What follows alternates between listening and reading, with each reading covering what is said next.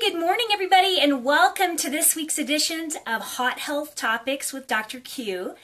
I really appreciate you joining us today, and what I thought we would talk about today would make the most sense would be last week we talked about the 3 things that you really need to make sure that you have multiple animals in a household, that everybody's getting along. So I thought what we would do is we would go ahead and go through the first one of those, which is space, because sometimes people come to me and they say, "Good morning, Bob." And, well, they don't say "Good morning, Bob" to me, but what people do is they say, "Gosh, I have a small condo. Do I really have enough room for a pet? Or I have 2 cats already. Do I have room for more?" And the answer is, first of all, like we talked about last week, you want to make sure that there's at least enough beds or sleeping spaces for all the animals. And how many are enough for those of you that were here last week? 1 more. That's right, 1 more. We want to have 1 more than enough than we have pets. So if we have 2 cats, we want to have 3 beds. If we have 1 dog, we want to have at least 2 beds. That way they can have a choice in the matter of what part of the house that they want to sleep in, and also so they can get away from things if there's too much activity in one part of the room or another, or if you have multiple pets, sometimes you'll have arguments about one particular kind of bed. So trying to keep those sleeping areas as equal as possible in height, in size, in comfort is helpful, and also having 1 more space than what you have animals is helpful too. So I wanted to give you also an update about Baltimore and Popcorn, our 2 rats from last week. And actually a little bit of technical difficulty right before this, otherwise guys are going to show you. What we did is we followed my own advice and we found a much bigger enclosure for them, and we put them both in that enclosure with multiple hiding places, multiple levels, and they are doing so much better.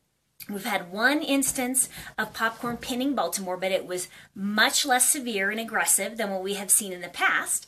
And that's the only one we have seen all week. And so we're really, really pleased that so far that seems to be working out. And hopefully next week I can show you what that looks like for those of you that have rats or are interested in rats, because they're certainly, talk about not having a lot of space, they're certainly a great pet for not having a lot of space. So, how much room is enough? Well, it really is just a matter of how much time do you have to invest. Because the smaller the space that you have, the more time it's going to take on your part. It always takes some amount of time. Even clients that have gigantic backyards, their dogs go out in the backyard and they just stand around, they get bored. And that's why sometimes people ask me, they say, "Well, what about horses? You know, we're riding them and we're doing these things to them and it's mean and we're inflicting our will on them." And actually, in reality, if you're giving the animals a choice in whether or not they're interacting with you, I think they would prefer that to just standing around being bored. Yes, they definitely do enjoy grazing and moving around and so forth, but just like you and I, we seek entertainment, and so do they. And so I think that they look for us to find that entertainment. So how much space is enough? It just depends on if you have enough time. If you have a smaller space, you're going to need more time to play with them and exercise them. Otherwise, is it ideal to have 4 horses on 1 acre? Probably not, but as long as you know that you're going to have a lot more work involved in that, as far as making sure those horses get out, get plenty of exercise, kept meticulously clean. This is going to be the same for no matter what kind of animals. If you have 15 cats in a small 1-bedroom apartment, well, how many beds are you going to need? 16 at least, right? At least 16 beds. And so as long as you can do that, provide all of the animals separate feeding spaces and provide all of them some attention every day, really space is not so much of an issue. So I would definitely say if you're short on time, you want to have more space. If you've got plenty of time, you can get away with a smaller space. So I'm going to take the next couple of minutes to talk about a viewer question that came in this week, and that was about training a new puppy to be quiet in the crate at night. So this goes along with space a little bit, because some of you may think that it's not really the best thing to keep the puppy locked up in a crate at night. And maybe the puppy doesn't have enough space. Well, I don't think it's going to be so much about the puppy not having as much space as far as the puppy's emotions around being in that space. Learning how to be in a crate, whether it's a cat, a dog, or learning how to be in a trailer for a horse, it's all very important life skills they all have to learn. Have to learn these things because at some point there could be an emergency, flood, tornado, who knows what. And so your animals need to be acclimated and used to that so it's less stressful for them in that emergency time to spend time in the crate or in the trailer, whatever the case may be. So as far as clients that have puppies that are having a hard time, whoa, Bob just fell off the table. Sorry, buddy. So for clients that are having a hard time getting their puppy to be quiet in the crate at night, so there's a couple of things to keep in mind. Number one, the puppy has a negative emotion with spending time in that crate. So therefore, we need to change that emotion.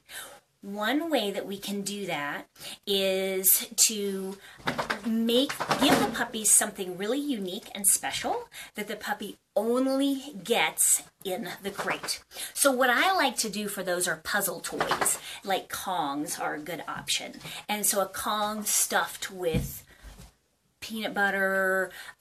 You can even take Kongs and put soup in them and freeze it and make like a popsicle. So there's all different kinds of things on Pinterest and on the internet out there that teach you and tell you all about the different ideas of things that you can do to make sure that you have something that's really entertaining for your puppy.